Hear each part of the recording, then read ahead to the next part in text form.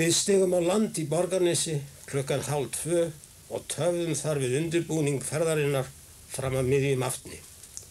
Þá þrömmuðum við á stað, fótgangandi upp veginn með 2 vagnhesta og 3 hesta lausa. Ferðin norður var tíðindalaus eins og allar óskastundir. Tíðindin gerast öll eftir á. Við fengum heiðríkjur og sólskin á hverjum degi, settumst örmagna af sólarhita á bæjunum á kvöldin og dróumst þaðan styrðir og stjarfir á morgnana. Ég skjögraði út fyrir túngarð áður en ég háttaði og hugsaði fagrar hugsanir elskuna mína. Svo var það þriðjudaginn 11. júní, milli lóns og miðaftans, að við sáum loksins norður á Holtavörðuheiði. Húnaflóin og Hrútafjörður blöstu við, rétt fyrir neðan tærnar á okkur, eins og lungt þokuhaf á heiðum sumarmorgni. Mér fannst skrítið að sjá hvað ég sýndist nærri. Það var engu líkara ef við værum komnir fram á fjallháan Holbakka sem við hlytum að steypast þá að þegar niður fyrir. En Holbakkinn fjarlægðist hægt og hægt eftir því sem við þokuðumst í ótal krákustígum niður heiðarbrekkunnar og undan hinni miklu háfjallabungu teygði sig lengra og lengra fram draumalandið mitt með silfurskíðum firði og lágum fjósalituðum þústum í litlum sölnuðum hlíðum. Það voru bæirnir. Mér þótti vænt að þeir voru svona litlir. Í litlu bæjunum búa manneskjur sem lesa bækur og hugsa velferð sálar sinnar og hinn sanna ást blómgast hvergi nema þar. Þar eru hinnar óflekkuðu meyjar sem gefa hjarta sitt aðeins einu sinni og taka það aldrei aftur alla eilíðina. En á stóru bæjunum býr ágjart fólk sem aldrei lítur í bók, aldrei hefur elskað neitt nema peninga og sjálft sig og selur hjarta sitt hverjum hæstbjóðanda, gengur aftur þegar það deyr og reikar í myrkri undir heima. Þar til myrkrin hafa kennt því að elska eins og góðu manneskjurnar á litlu bæjunum. Hvað skyldi nú annars segja eftir að drífa á daga mína úti við þetta ysta haf? Ef til vill aðeins nýir brimjöklar helvítis. Máski agnarlítil himnaríkislús með óralangt helvíti í eftirdragi. Kannski líka stutt helvíti með langt og heiðríkt himnaríki skottinu. Ég bað forlaga völdin að láta alla þessa kaleika frá mér víkja. Mig þyrsti aðeins í eitthvað unaðslegt sem stæði hólega lengi en ætti sér þó engan enda. Þetta eina hjarta á nánari tímatakmars þessar drifhvítu hendur alla eilíð. Daginn eftir, hálfri stundu fyrir miðmunda, spenntu við vagnana frá hestunum og boruðum 4 djúp göt niður í draumalandi mitt og slóum þar 2 mjallhvítum vegavinnutjöldum rétt við veginn niður undan einum litla bænum. Rúmur 3 stundum síðar hitti ég elskuna mína heima á bænum, alveg svona hversdagslega og við þarna laust, rétt eins og þegar maður rekst á einhvern í bæjardifurunum sem að skreppa ferðast sinna í ljósaskiptunum bak við húsastaflana og segir við hann: Nú, þú ert þá hérna. Ég var ógurlega steyptur. Mér fannst allar þjáningar mínar hafa verið til einskís. Allur flótti minn hafi verið sjálfblekkjandi kjánaskapur, óvita hlaup undan innantómum hugsanagerfum. Allir loftkastalar mínir draumalandið í sólfáuðu heiði bak við þokur fjallana, siðlaus skortur og sannleiksást. Öll heilabrot mín áningar í dýpstu hömmunum, heimaalningslegt ofmat á persónu hennar og að vera nú komin hingað norður að Íshafi, burt frá sumri og sól, bara upp á þetta. Ég sá allt í einu að þetta draumaland mitt var orðið ljótasti útkjálki jarðarinnar.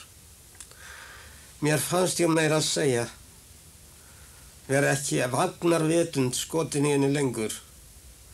Botnaði jafnvel ekkert í að ég skildi nokkuð tím hafa verið það. Smæð bæjarins megnaði ekki einu sinni að varpa yfir ófrýnileik hennar þarna sem hún stóð í taggalanum úti á stéttinni, daufum bjarma þeirra gauki hjartans sem frómar sálir hefðu innrætt mér að einkenndi sanna ást. Ég ætla ekki að vera hér í sumar, sagði ég, til þess að hún færi ekki að innbylla sér að það væri hennar vegna sem væri komin þarna norður. Ég verð hér aðeins þangað til síldaveiðin byrjar. Þá var ég til Siglufjarðar, það er miklu skemmtilegra á Siglufirði en hér. Verð sæl. En undir eins og ég var skilin við hana, fannst mér ég ætla að leysast upp af ást sem væri hafin yfir hverfurleik, allra tagkalla og draumalanda. Svona ómerkilegur var ég í mér. Í landi staðreyndanna, þrotlausir, norðan þurra þræsingar með sólarlitlum dögum og kalsa í veðri. Við tókum til vinnu klukkan 6:30 á morgnana og lögðum frá okkur haka, skóflur og pála 6:30 á kvöldin. Átum 3 á dag þrumara með margaríni og drukkum 4 sinnum kaffi með púðrara, hertum í rotturlandi frá dús. Lögðum svo til svefs, lerkaðir og kaldir á myglaðar heydínur með skítu og vatteppi ofan okkur. Sveitaþögn næturinnar, öðru hverju rofin hér og þar í tjaldinu, af þreytulegum hrotum, önglandi andvörpum og hvellum skotrum 37 stiga hita, heitra vinda. Þrumarinn. Sýslumaðurinn þingaði í borðalögðum einkennisbúningi heim á fínum bæjónum. Kvenfólkið þandi sig hálfbogið á kirkingslegum túnum eins og formlausar flyksur, hervættar vallarklárum og taðpokum.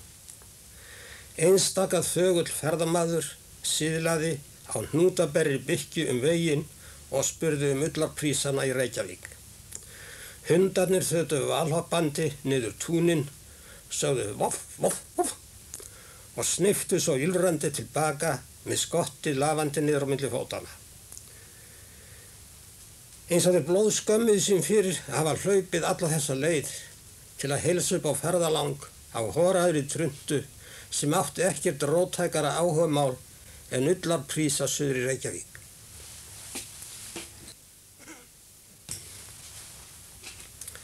Ég sá aldrei elskuna mína, fór einförum 6 sinnum á dag og söng á hækjum mínum: Æ, manstu nú ekki hana Alice Ben Bolt. Hver var Alice? Hvar var Alice? Hvernig var Alice? Úr hverju dó Alice?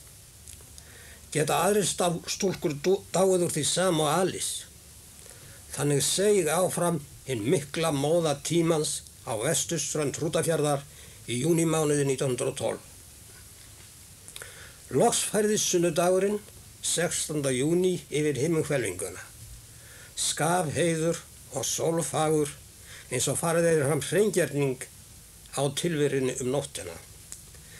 Ég skreittist trútin og styrður fram úr fletinu, laust fyrir dagmálinn, klæddi mig í sparifötin, rakaði mig og speglaði mig í vassfötinni utan við tjaldinnar. Hér svo af stað á heimleið út af bæ í Hrútafirði. Ha, ha, ha, í dag skal eitthvað gerast, sagði ég við sjálfa mig. Hvers vegna í dag? Hafði ekki hugsað mér heilan vetur að nú skyldi eitthvað gerast í dag eða morgun. En gerðist nokkuð tíma neitt.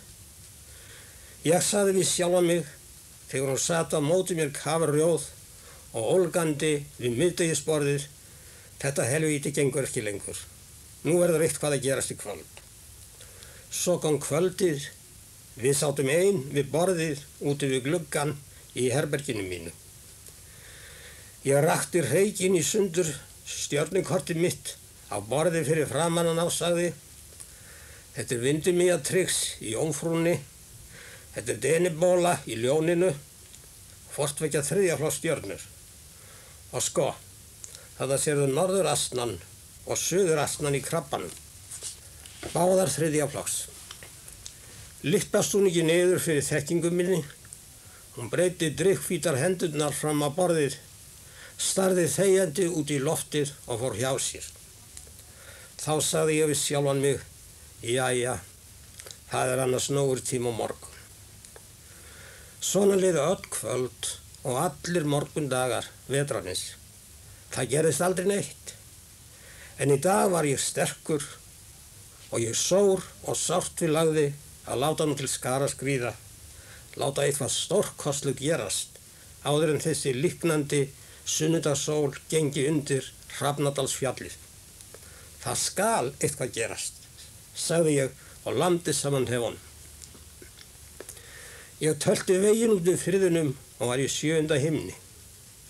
Hér fann ég mig eitt með alheiminum, sameineðan sólskíninu, jörðinni og himninum. Lóan söng í móum og túnum, bí, bí, bí, dyrðin, dyrðin, dyrðin. Spóan vellandi á melum og börðum, gjugg, gjugg, gjugg, gjugg, gjugg, gjugg, gjugg, gjugg. Hrossagaugurinn rendi sér hátt í loftinu, jeppa, jeppa, jeppa, jeppa, jeppa. Og söng hans var svarað einhvers staðar inni í heiði himinsins, gággi, gággi, Sauðféð lá jórtrandi í ilmandi vallendis hvömmum og lygndi aftur augunum í dreymandi leiðslu sem ekki sér þess meðvitandi að hana dreymi. Glaðvært glitrandi lækjarrísl upp í fjallinu, skuggaleg gúlgur undir hálbakka. Og ég söng af gnægð hjartans, vona minna bjarmi á barmi til ljómar. Það var grundtótt þessarar uppljómuðu morgunstundar og ef þú ferð hlustandi veginn milli bæjar og borðeirar á sólheiðum sumarmogni, þá heyrir þennan grundtón ennþá óma frá lautum og rindum á leiðinni. Þetta var alsæla hins blinda jarðlífs. Mér var tekið 2 höndum í bæ, kaffi og bakningar, matur og kaffi, aftur kaffi og bakningar. Glymjandi samtöl sem ekkert minni hefði getað rifið upp þegar orðin voru fjöruð út af örum okkar. Það voru næturgardínur hjartans. Diplómatísk augnatillit, ýmist inn í draumljúga herberginu hennar eða niðri í sólhlýjum lautum út á blómumskrýtnu túni. En að ekkert gerst. Það lá heldur ekkert á. Það var allur tími ennþá til stefnu. Þegar augur okkar mættust í herberginu, þá stór einhver bakvið og sagði, jæja, nú verður eitthvað að gerast. Þau hefðu komið út í lautirnar á túninu í hvarfi bæinn. Og þegar við vorum sest með ilmandi sóleyjar niður í lautirnar í hvarfi við bæinn, þá sagði hann, nú verður það að ríða af þegar þið komið aftur inn í herbergið. Þannig gekk til vesturs allur þessi ástheiði hvíldardagur. Hið máttu og ljót himinsins stráði geislum kærleika sinn í hjörtu okkar. Lautirnar í túninu sögðu, héðan sést ekki heim til bæjarins. Lykillinn í skráargatinu bauðst til að halda leyndu eftirsóttasta ævintýri lífsins og samt gerðist aldrei neitt. Klukkan sló 6, jæja. Það er annars nógur tími í haust, sagði ég við sjálfan mig. Svo stóð ég upp og þakkaði fyrir matinn og rölti leið minna út í einveru lífsins. Ég var aftur einstæðingur, umkomulaus, vonsvikinn, iðrandi. Lindir allífsins voru horfnar niður í sandauðni sálarinnar, lóurnar horfnar úr móum og túnum, spóarnir flúnir af melum og börðum, hrossagaugurinn hættur að seiða til sín ástvinin upp í bláma himinsins, gustgaldur vindgnir í fjallinu í stað glitrandi leiks, lækjarins, og ég söng án þess að una hjarta mínu andartaks hvildar, taktu nú sorg mína svala haf, taktu nú sorg mína svala haf. Þannig enda allir dagar sem hefjast með ást á hinu forgengilega. Í ríkisráði Dana, morgunin eftir, var ástand mitt uppfest fyrir hugskotssjónum mínum eins og blóðsvallinn krossfestingarsjónleikur á kaþólskum kirkjuvegg. Það ekkert upp úr þessu fretandi vegavinn að hafa. Aðeins hjartastingandi langanir, þyrnikrýnandi þrár, stöðvunarleysi kynfæranna sem aldrei áreiðir að láta til skara skríða, krossfesting holsins sem þó getur aldrei dáið. Ég rýf mig upp úr þessu ormnagandi helvíti. Ég fer til Siglufjarðar og græða mikið fé, sökku mér á kaf niður í lærdómsiðkari næsta vetur og drekki þar öllu þessu vesaldarlega ástarvoli niður í brunnum hinnar kynlausu þekkingar. Daginn sem ég stíg fótum mínum af þessari bölvuðu jörð, gengi ég í endurnýjung lífdagana, byrja að verða heilsteyptur, sterkur, vitur og náttúrulaus. En nú tóð svo slysalega til að það stóð ekki rétt vel á með daginn og stundina. Það var hvorki nýársdagur, né afmælisdagurinn minn, ekki heldur sólstöðudagur, né fyrsti dagur mánaðar, meira segja ekki fyrsti dagur vikunar, ekki einu sinni klukkan 12 á hádegi, eða klukkan 12 á miðnætti. Þetta gaf mér tilefni til nýrrar hrösunar. Það var laugardaginn, 29. júní, einum stundarfjórðungi fyrir hádegi, að ég kvaddi félaga mína og hóf för mína til Siglufjarðar. Þá vorum við komnir með vegabæturnar, langt út með firði, út fyrir Hvalsárbæina. Ég fekk léðan hest hjá bóndanum á Kolsá og kominn að borðeyri milli nóns og miðaftans. Þennan dag var haldinn þingmálafundur og hlutavelt á borðeyri. Það var margt fólk og það var mikilinn gleði þegar leið að kvöldi. Guðmundur Bárðarson, náttúrufræðingur, Halldór Júlíusson, sýslumaður, Björn Magnússon, símstjóri og Guðjón Guðlaugsson, þingmaður Strandasýslu, fluttu skörulegar ræður stöðulögin og setu ráðherrans í ríkisráði Dana.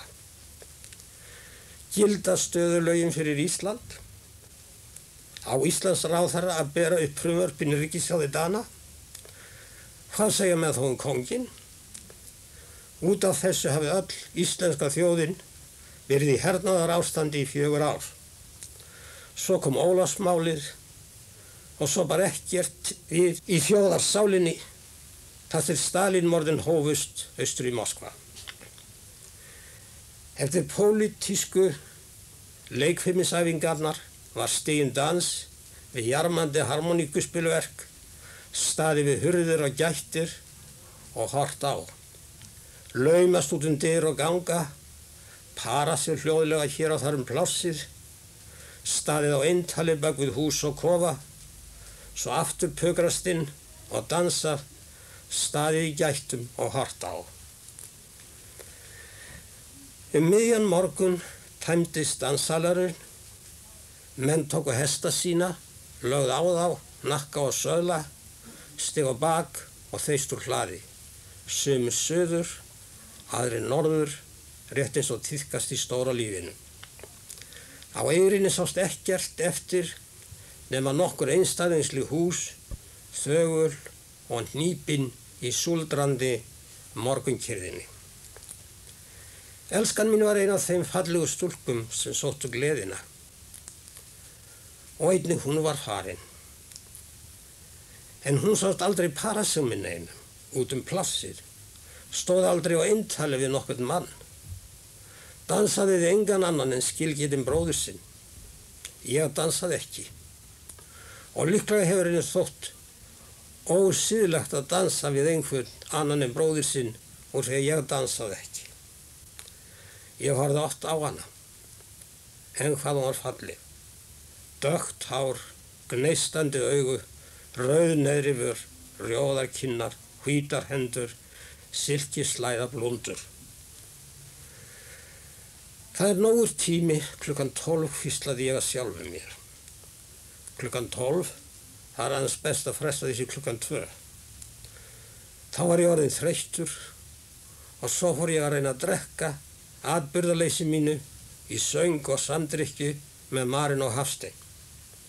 Ætli hún heyri hvað ég synga mikilli tilfinningu.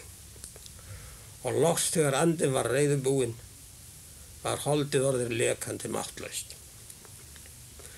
Á móti þessu var rauðhærð kona, ungleg með glansandi ljósgrá augu og gáfulegt yfirbragð. Það var Kristín á Fjarðarhorni. Hún var ógift og stóð fyrir búi hjá Guðmundi bróður sínum. Hún var náskyld elskunni minni, en það var mér vel við hana. Mér fannst Kristín líta á mig eins og einkennilegan speking sem þekkti lögmál lífsins og hefði handlað viskuna leyndardóma dauðans. Hún horfði aftur á mig og mér sýndist hún segja við sjálfa sig: Nú hann að hugsa eitthvað sparlegt. Það meiri ekki sinn hausinn á þessum unga manni. Hún bauð mér að skilnaði inn að Fjarðarhornin daginn eftir. Mér þótti vænt það. Ég vissi að elskan mín það líka. Hún hefur það ekki beðið frængu sín að trúla á okkur. Skilnaðarstundin. Klukka var orðin 1 þegar ég komst aftur inn í líkamann á Hótel Borðeyri. En hvað ég var hræðilega óskáldlegur í höfðinu. Heyriði fröken, 1,5 flöska brennivíni til þess að hrista ögn upp heila frumurnar í takt við lýrik dagsins. Hún setti flöskun á borðið fyrir framan mig. Vesku. Gerið svo vel, 1 króna. Svo stikaði ég syngjandi meðfram firðinum inn á Fjarðarhorni, drap mér öðru hvoru niður í dokkir og dældir við veginn, saup á flöskun og hugsaði: Hér hefur hún einhvern tíma setið á sólbjörtum vormorgni þegar dagperlurnar glitruðu á stráunum og hvíslaða visku þagnarinnar: Hver verður elskhugi minn í lífinu? Og hérðan hefur hún hort á einmana máf flögra yfir lygnum firðinum í túnsljósi á þöglu ágústkvöldi þegar þytir ósýnilegra loftanda að byrja að heyrast í geimnum. Hvar nú máfurinn sem heillaðist af tilliti þessara töfrandi augna?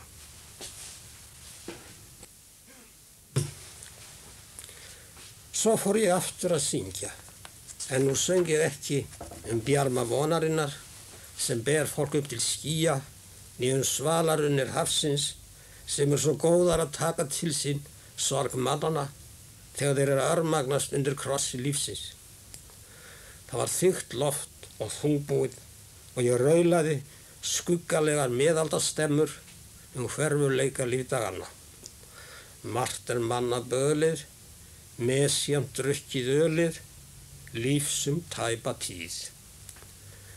Mér fannst allt uppljómað af sumri og sól þegar ég kom inn í baðstofan á Fjarðarhorni. Elskan mín sat þar prúðbúin á rúmi úti við glugga. Hún var blóðrík. Hún hafði tinnudökk augu sem skutu á mig gneistum þegar ég opnaði hurðina. Við tölum 2 klukkustundir samfélag Guðs við syndina. Einar H. Kvaran hafði þá nýlega slöngvað út spakmæli í einn af sögun sínum sem læsti sig allar byggðir landsins eins og kitlandi danslag. Guð líka í syndinni. Þetta hafði engum dottið í hug áður. Guð líka í syndinni. Hingað til hafði flekklaus almúginn gert sér að góðu að skipta tilverin í 2 hólf eins og atkvæðakassa í gútemplarastúku. Í öðru hólfinu var góður Guð og það sem honum tilheyrði, í hinu djöfullinn með öllu sínu illa innrætta fylgihyski. Svo voru nokkrar smugur milli hólfana sem Guð og Satan sátu að leika hvor á annan í gegnum. Flekklaust líferni var frá Guði, syndin frá djöflinu. Þar með klappað og klárt. Þetta var óbrotin tilvera. Menn höfðu ekki þurft að kunna leggja saman 2 og 2 til þess að yfirstíga karl eins og Einstein í alheimspekinni. Það var svo leikandi einfalt á þessum tímum að skilja út í æsar leyndardóma alheimsins meðan hugsunin var óflekkuð af saurgun þekkingarinnar.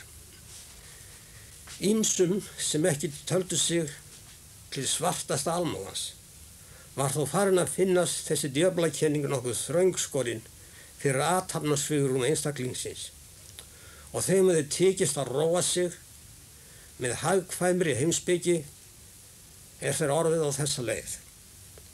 Það er engin djöfull til nema í manninum, það er ekkert helvíti til nema vond samviska.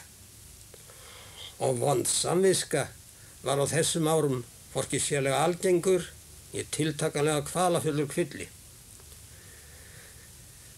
En nú höfðu æðri sem lægri fengið að vita að syndin svonefnda stafaði hvorki frá illu innræti mannsins, né vélabrögðum andskotans, að minnsta kosti geimverðungu, heldur að sjálfur Guð í syndinni. Að synga var með öðrum orðum Guðs vilji. Þetta opnaði margri leitandi sál, óvænt útsýn yfir krókaleiði breytnina. Syndarinn þurfti ekki lengur að óttast djöfulinn eða lítinn inn óvirðingar augum á sjálfan sig hvað hann skvetti sér einstöku sinnum út á hennu þröngva vegi frómra breytni, því að Guð var með honum í syndinni. Þetta var drengileg málsvörn fyrir veikleika syndarans og það var hugrekkjandi uppörfun fyrir alla þá þráðu sætleik syndarinnar en voru huglausir og hálfvolgir vegna úreltra trúarhleypidóma sem allt til þessa höfðu setið fastir í þeim eðli og afleiðingar syngandi breytni.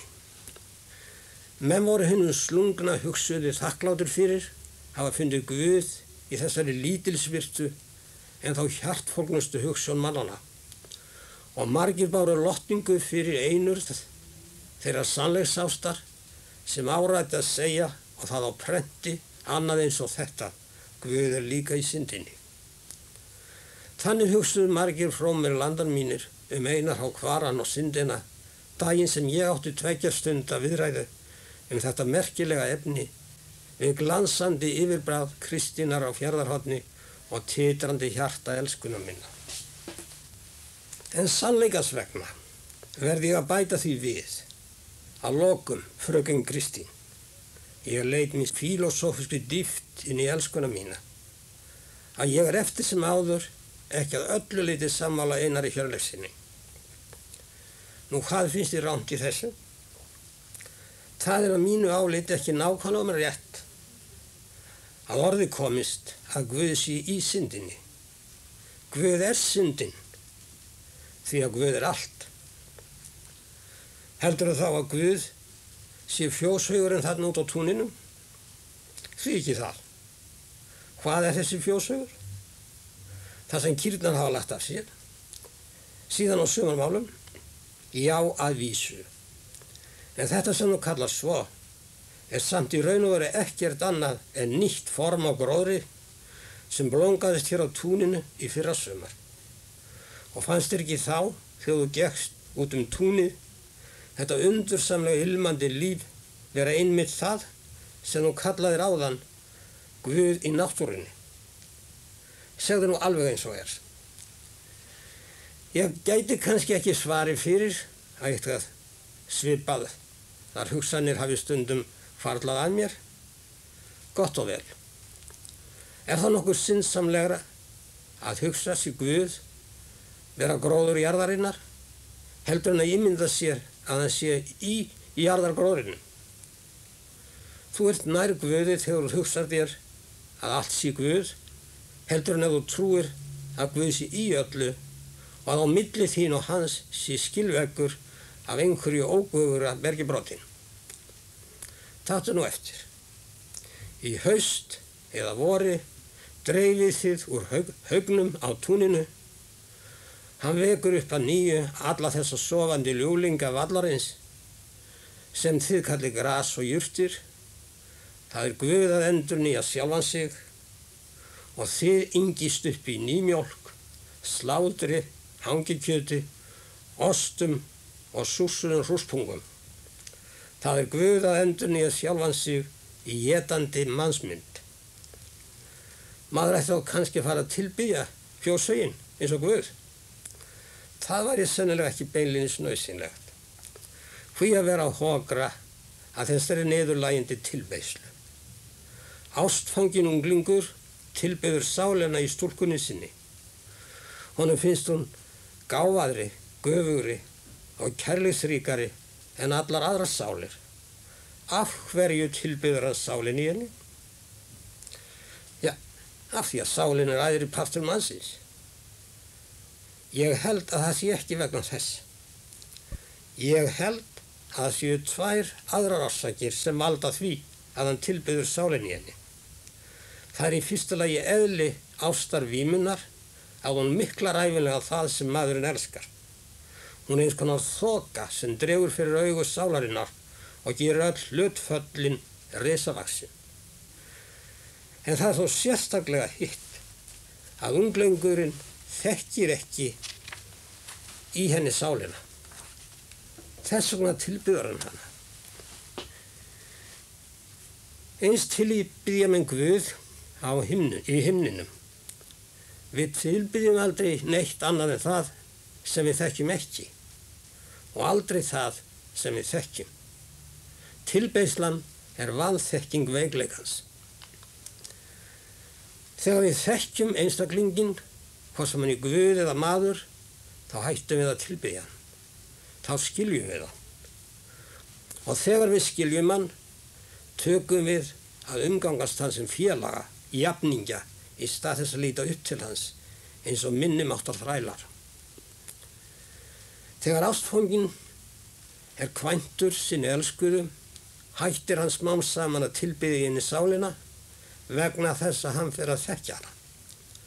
Þess vegna eru flest hjónabönd tilbeiðslulausasta ásigkomulag í alheiminum. Hvers vegna flest en ekki öll? Vegna þess að sumum hjónum heppnast aldrei að þekkja hvort annað. Elskan mín dansaði upp á mig augunum. Hvernig á ég að skilja þetta? Hefur spekinn heillað hana svona? Vill hún að við göngum tvö saman út á túnið til þess að hún geti fengið næði til að hella yfir mig hrifningu sinni hjá Guði í náttúrunni. En hví horfir hún svona á mig? Ég hrökk við. Það rigndi ísköldum nálarottum niður eftir bakinn á mér. Svo rann upp fyrir mér hræðilegt ljós. Þessi meðfædda ástríða mín til að bera sannleikanum vitni hafði tælt mig út í ægilegar ófærur. Þetta var ekki staðurinn.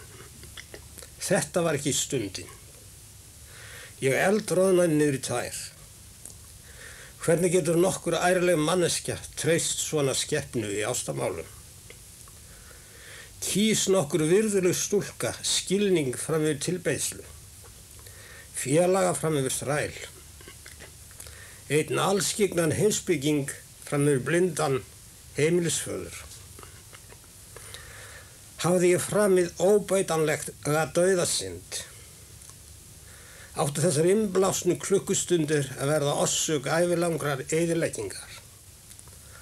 Var einnig þessi tækifærisauki dagur ein af hinum mörgu svörtu eyðum í ævi minni.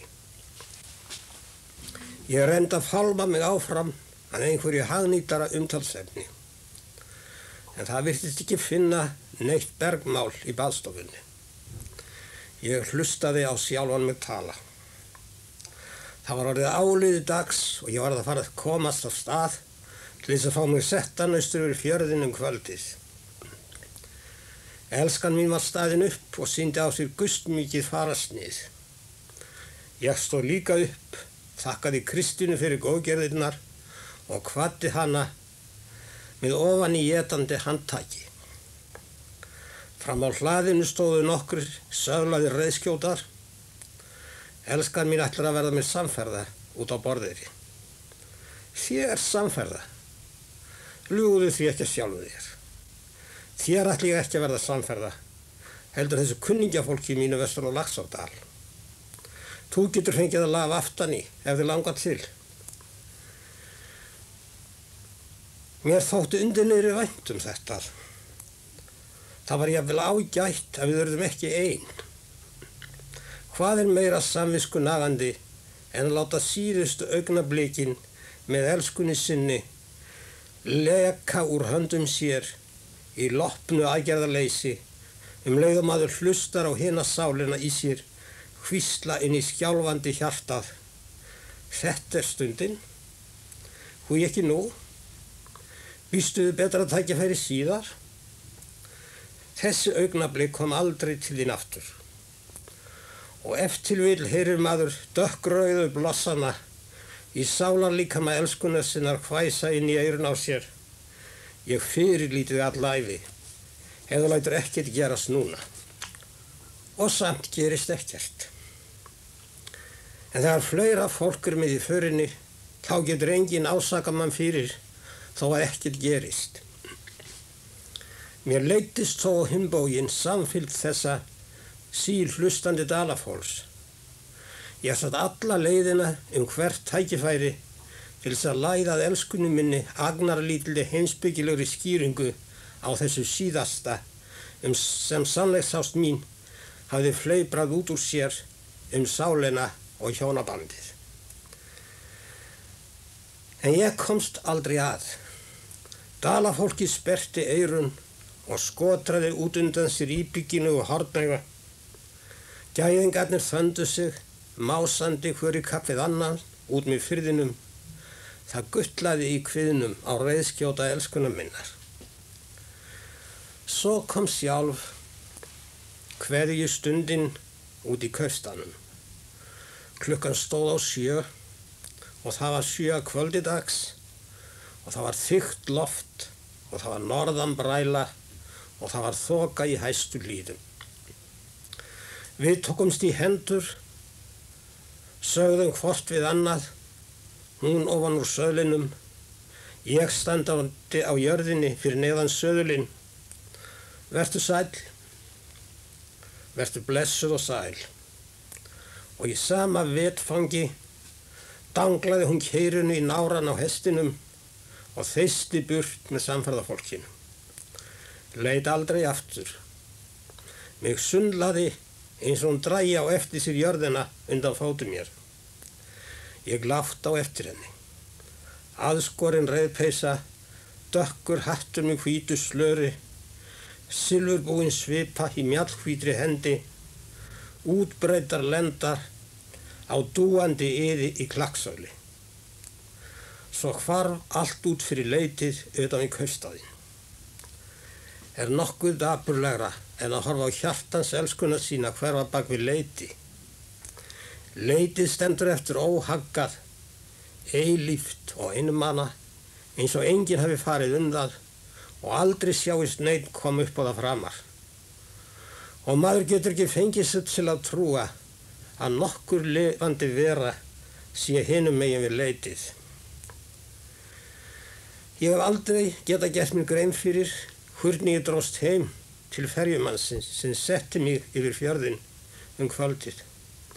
Ég man það fyrst eftir mér að ég kom heim að snotrum bæ í grænu brekkukorni austan megin fjarðarins, litlu utar en Borðeyri. Hann hét Þóroddsstaðir og þar lét ég fyrirberast þessa ógleymanlegu nótt. Þegar ég var sestur inn fyrir í stofunni á Þóroddsstöðum var mér innan brjóst eins og allir eiginleikar sálar minna væru þurrkaðir burt úr meðvundarlífinu. Allir nema aðeins einn. Það var þjáningin alltæk, hreyfingarlaus, heldin þjáning, hyldjúp kyrsta lægð, tilbreytingarlausrar kvalar. Það örlaði ekki á neinu minnsta hæti sem væri öðruvísi þessa stundin en hina. Engri smæstu aðkenningu af einhverju minna eða meira, eilitlu dimmra eða bjartara. Engri smávægilegustu hræringu sem fyrir einni klukkustund hefði geta verið á móts við heila frumu aftan við eyrað á mér, en nú hefði þokast til móts við frumu frammi undir gagnauganum.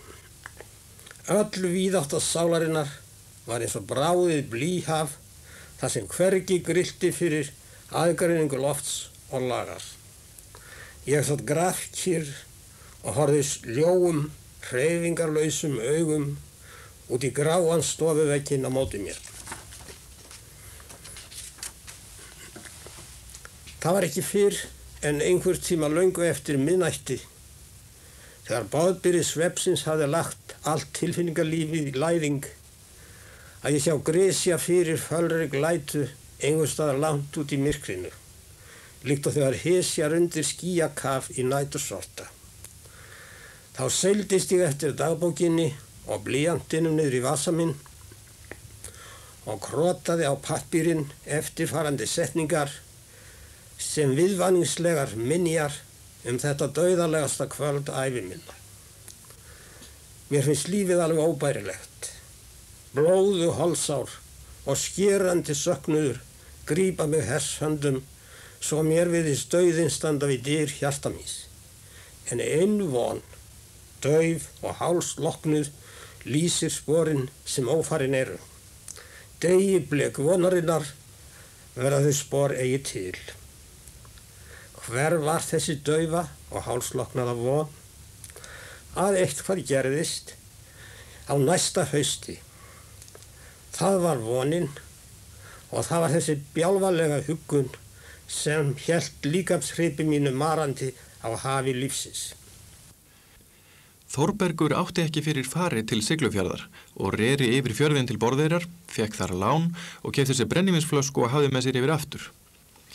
Hann fékk lánaða skáldaða jálktrundu og fór á henni til Hvammstanga.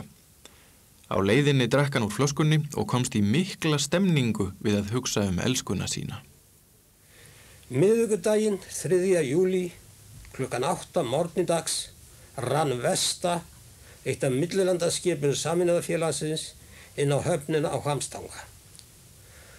Hálfri annarri stundu síðar voru 3 síldarbrúðkaumar sestir prúðbúnir upp á tróspoka í uppskipunarbáti sem flutti þá borð til hins veglega póstgufuskips.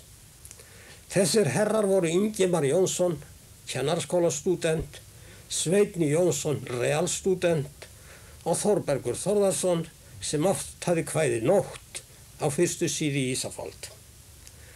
Klukkan 10 hljóp Vesta út á opið haf á leið til gulllandsins í ríki næturævintýranna.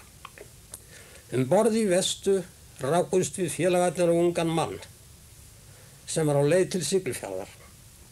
Hann hét Magnús Stefánsson og var löngu síðar þjóðkunnugt skáld undir nafninu Örn Arnar. Héldum við Sveinn og Magnús lengst hóp saman á skipinu og drukkum viskí úr fallegum smáflöskum sem ég ætla að við borguðum 50 aura eða krónu fyrir. Ræddum við af djúpri andakt óskiljanleika mannlífsins og þjáningar séníanna, svo þurftum við að fara að sofa.